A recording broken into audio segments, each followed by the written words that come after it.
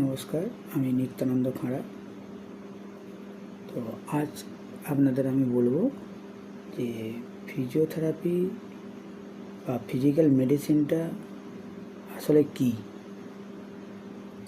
তো physical medicine বলতে বোঝায় যেমন এক্সারসাইজ থেরাপি। এক্সারসাইজের মধ্যে আবার ক্লাসিফিকেশান আছে, শ্রেণীবিন্যাস, যেমন ডাইনামিক এক্সারসাইজ বা statistically exercise.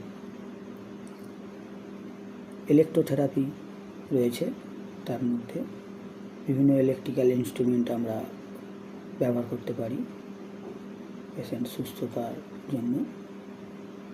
Patient to patient vary করে কোন ইলেকট্রোথেরাপিটা আমি ইউজ করব কখন, সেটা পেশেন্ট দেখে সিদ্ধান্ত নেওয়া হয়।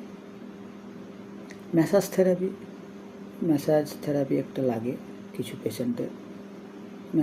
ম্যাসাজ থেরাপির মধ্যেও আবার অনেক ভাগ আছে। হাইড্রোথেরাপি বা ন্যাচারোপ্যাথি, তার মধ্যেও কিছু রয়েছে, যেমন কিছু পেশেন্টকে আমরা বলি গরম সেঁক দিন, কিছু পেশেন্টকে বলি আইস কম্প্রেস করুন, মানে জায়গাটা বরফ লাগান।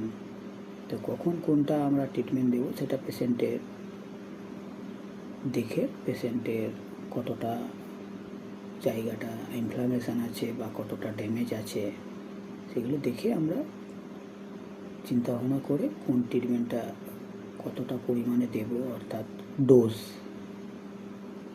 সেগুলো আমরা নির্ধারণ করে আমরা পেশেন্টকে অ্যাডভাইস করে থাকি। নমস্কার, যদি কিছু ভুল হয় ক্ষমা করে দেবেন।